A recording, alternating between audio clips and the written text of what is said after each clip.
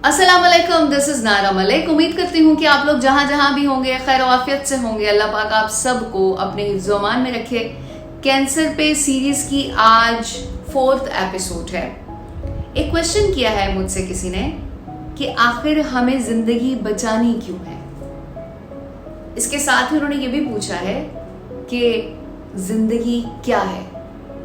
उन्होंने मुझसे क्वेश्चन किया था dinairamalik@gmail.com।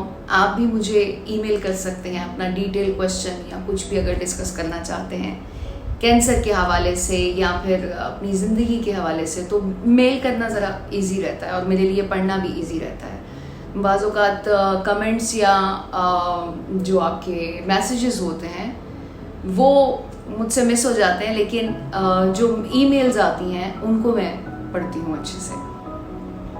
दूसरा ये कि एक रिक्वेस्ट आप लोगों से ये करनी है कि ये जो मैं वीडियोस बना रही हूँ कैंसर पर, उनको ज़्यादा से ज़्यादा शेयर करें, क्योंकि मैं खुद उस तकलीफ़ से और उस बीमारी को मैंने फेस किया है।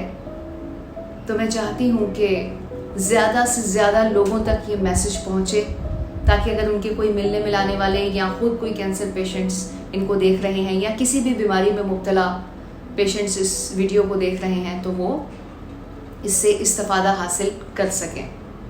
2 क्वेश्चन तो मैंने आपको बता दिए, कुछ और क्वेश्चंस हैं जो कि हमने खुद से करने हैं। टॉपिक यही है, ज़िंदगी क्या है और हमने बचाना क्यों है, लेकिन इसमें कुछ और क्वेश्चन कौन कौन से हैं। दुनिया में ज़िंदगी और यहाँ से जाने के बाद की ज़िंदगी क्या होती है, इसको संभाला कैसे जाए, यानी कि ज़िंदगी को, और संभालना क्यों ज़रूरी है, वो ही क्वेश्चन हो गया जो शुरू में मैंने आपके साथ डिस्कस किया। और हमारा क्या रवैया होना चाहिए टुवर्ड्स ज़िंदगी, ये वो क्वेश्चंस हैं जो इस टॉपिक को कवर करते हैं और इसके जो आंसर्स हैं वो आज हम डिस्कस करेंगे, या मैं आपको बताऊंगी अपना पॉइंट ऑफ व्यू इस हवाले से। ज़िंदगी एक एनर्जी है, एक फोर्स है,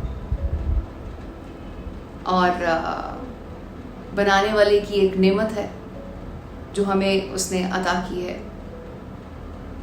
अब क्या ज़िंदगी यही है जो हम इस दुनिया में गुजार रहे हैं, या ओवरऑल ज़िंदगी क्या है। अब थोड़ा सा गौर करते हैं इस पे। जो दुनिया में है वो ज़िंदगी है। इससे पहले जब हमारी रूह की तख्लीक हुई थी तो वो भी ज़िंदगी थी। इसके बाद जब हम इस बॉडी को इस दुनिया में छोड़ के चले जाएंगे, तब हमारी रूह जब वापस जाएगी तो वो भी ज़िंदगी ही है। तो ज़िंदगी चलती जा रही है, लेकिन इसके फेजेस हैं, मराहिल हैं जो हम तय कर रहे हैं। अब एक्चुअल में क्या है, हम बात करेंगे इस दुनिया की ज़िंदगी की।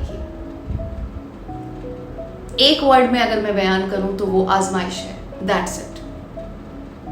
इस बॉडी के साथ इस दुनिया में ज़िंदगी, रूह और बॉडी का मिलाप एक आजमाइश है। ये मैं पहले भी बता चुकी हूँ। परफॉर्मेंस कैसी चल रही है, डीलिंग्स कैसी हैं, कोई बीमारी है तब कैसे डील कर रहे हैं, बहुत ज़्यादा पैसा है तो तब कैसे डील कर रहे हैं, कम पैसे हैं तो तब कैसे डीलिंग है, कोई मुश्किलात हैं तो तब किसी का क्या रवैया है। ये सब चल रहा है और रिकॉर्ड हो रहा है आसान अल्फाजों में। और जब हम इस बॉडी को यहाँ छोड़ के जाएंगे तो फिर वो जो हमने यहाँ किया है उसका हमने जवाब देना है। आगे आते हैं। अमानत प्लस आजमाइश, संभालना क्यों है। अमानत तो संभाली ही जाती है। किसी की अमानत जो कि आपके पास कोई चीज़ रखवाता है, उसकी तो हिफाजत की जाती है। थोड़ी देर के लिए तसव्वुर करें कि किसी ने आपके पास अपनी बहुत ही कीमती अंगूठी रखवाई है, आप अपनी चीज़ों से भी ज़्यादा उसकी हिफाजत करते हैं। बिल्कुल इसी तरह हमने इस ज़िंदगी की हिफाजत करनी है।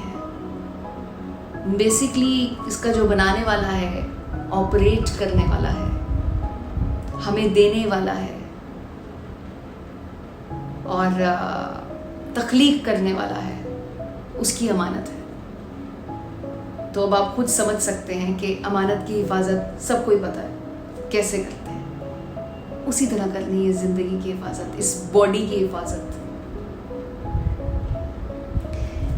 अब ये भी क्लियर हो गया कि ज़िंदगी चल रही है, ये भी क्लियर हो गया कि हमने इसे संभालना क्यों है, और ये भी क्लियर हो गया कि हमने इस बॉडी की हिफाजत क्यों करनी है इस दुनिया में।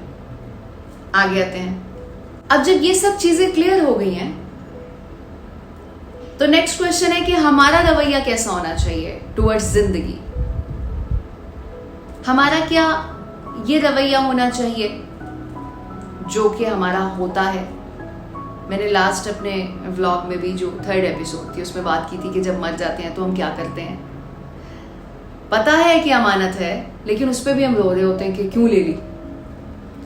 तो उसी की मिसाल को मैं आगे बयान करते हुए या उसी चीज को एलेबरेट करते हुए हम बात करते हैं। हमारे ये रवैये बनते क्यों हैं इस तरह के। हम किसी चीज पे ऐसे कब्जा क्यों जमा के बैठ जाते हैं जब हमें पता है कि ये होना ही है, और पहले से पता है। जब पहले से पता चल जाता, आपने देखा है बाज लोग हाथ दिखाते हैं, फ्यूचर जानने की कोशिश करते हैं, थोड़ी देर के लिए सोच लें कि एज्यूम कर लें कि आपको अपना फ्यूचर पता लग जाए तो कैसा बिहेव होगा। अगर कुछ गलत होगा तो हम उसे सही करने की कोशिश करेंगे, कुछ अच्छा होगा तो हम खुश होंगे कि ये तो हमारे साथ अच्छा हो जाएगा फ्यूचर में, अगर हमें पता है कि आगे आगे आगे ये सब कुछ होना है। जब पता लग जाए कि आगे क्या होने वाला है तो हमारा रवैया डिफरेंट होगा। हम जब वो सिचुएशन आएगी तो हैरान नहीं होंगे, क्योंकि हमें पता है वो बुरी सिचुएशन आने से पहले हम वो इकदामात उठा लेंगे जिनसे वो सिचुएशन ना आए, या अगर इन केस वो आनी ही आनी है तो हम जहनी तौर पर तैयार होंगे, तो माइंड रिलैक्स होगा, तो हम उसको अच्छे से डील कर पाएंगे। इसी तरह जब हमें ये पता है कि हमने इस दुनिया से जाना है, तो फिर ऐसा रवैया क्यों होता है हमारा।